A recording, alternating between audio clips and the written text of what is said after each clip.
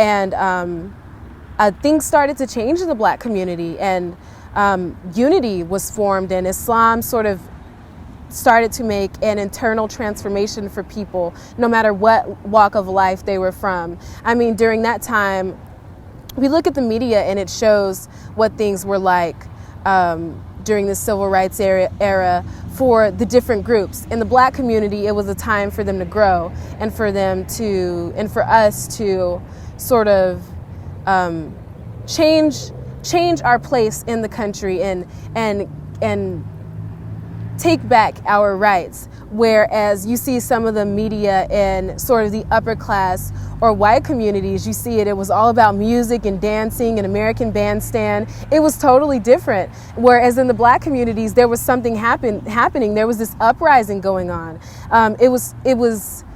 I just think that the differences are sort of great. You see that, people think that this time was, it was such a great time for music and fashion. No, there was something going on in the Black communities. There was something great happening. And it's a lot of the things that happened at that time sort of changed the way the Black community saw themselves. And I believe more and more people started going to college, seeking a greater education.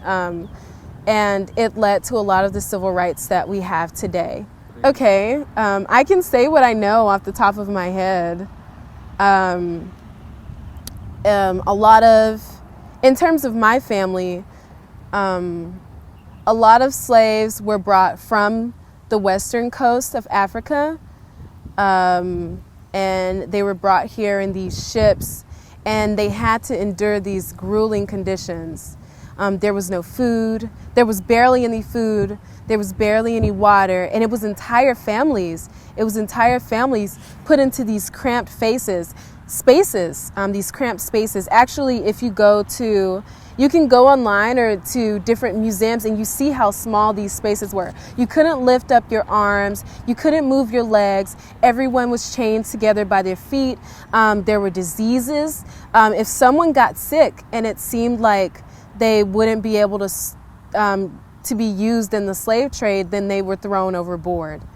Children, wives, husbands, they were separated and they were killed. And I am here today because someone survived that. And it's difficult for me to believe and understand. And I think that I take a lot of the things that I have today for granted. But someone went through that for me to be here today. And slaves were...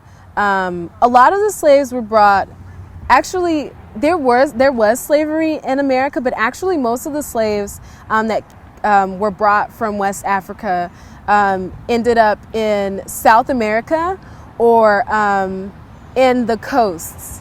So a lot of them, that's why you see a lot of Africans or people of African descent in Haiti. You see a lot of people of African descent in Cuba, all of these different islands and these places in South America, because the sugarcane was a really big crop. The closer you get to the equator, more sugarcane was like a really big crop. Whereas in North America and the modern day United States, the crops were tobacco and cotton.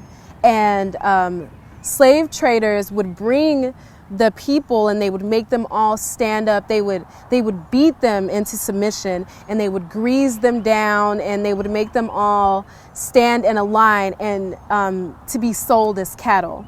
And they would have auctions and they would sell them off to landowners and people who owned businesses, and they would have them work in fields. And I don't think people realize. Sometimes I think people fail to realize how difficult that could have been. It's sort of, they think of it in a perspective where, it happened a long time ago and it was bad, but there are people around the world who suffered more. And I mean, that's true and that could be true, but it wasn't a cakewalk. It wasn't like an easy thing. Women who were pregnant, they had their children alone, and the next day they had to go out and work again. They weren't given a chance to rest. I mean, think of how much pain they were in. A lot of people died from malnutrition. A lot of people were forced to work until the skin was taken from their bodies and their bones were weak, and families were separated, and that actually contributes to the dynamic of the African American community today. You see a lot of single mothers. You see a lot of families that are separated. They're not together. Well, it started during that time. I mean, imagine the people, imagine the tribes and the families that were torn apart in Africa and then brought here and torn apart again. It was a strategic measure actually by slave owners. It was a strategic measure to separate them so that they can lose their strength. When you don't have your family with you, you feel hopeless. So they couldn't organize. They couldn't free themselves if they were around people who spoke different languages than them. Women couldn't raise strong sons if there was no father in the household. So it created a weakness in the foundation of Black families in America.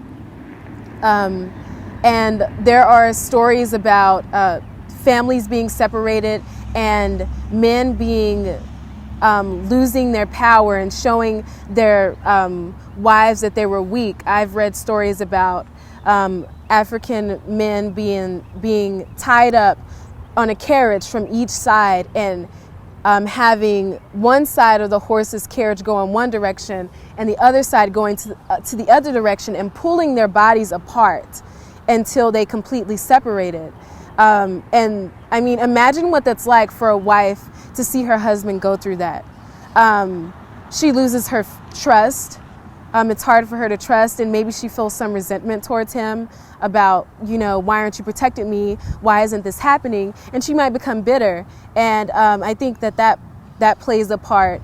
It definitely plays a part in the social dynamic of what it's like to be in the Black community. I think a lot of African American women feel like they have to be very strong for their families, which it took part in my family. I mean, my mother left my father and moved to Dallas. She didn't think twice.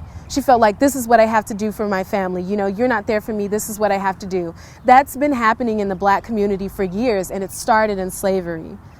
Oh, well, people think that slavery, people think that slavery ended with the emancipation and it ended in America and all slaves were freed at once and things just changed. But a lot of slaves actually, when they were freed, they just went back to slavery because they didn't have anything. I mean, what were they supposed to do? They didn't have any food. They didn't have any homes. So they actually stayed in slavery because it's all that they knew.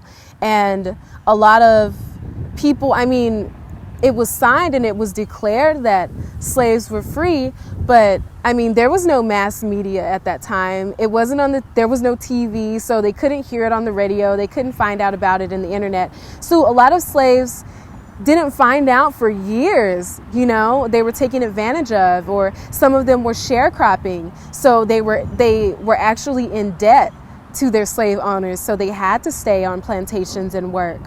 Some of them were freed, and we hear about a few of these stories, but for most people it was still very difficult. People think that slavery ended immediately, but actually the last slaves were freed in the 1960s. That was when the last slaves left their plantations. Maybe they were told to stay there. Maybe they felt like they couldn't leave. Maybe they didn't know. I mean, some areas of the Deep South, if you go to the Deep South of the United States, there are a lot of people who don't have cars. They don't have internet. Like it's totally different. It's much different. It seems like you're kind of, time traveling to the past. What was the It was a psychological effect. It started during racism.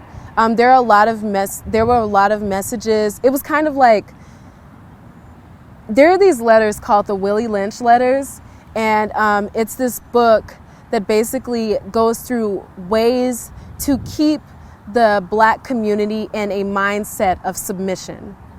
And unfortunately, we are still feeling the brunt of some of those things today. It takes education, it takes a willpower to want to change, which is what the Nation of Islam did for a lot of African Americans during the Civil Rights era in terms of empowerment. But a lot of the times, there are a lot of people today who feel like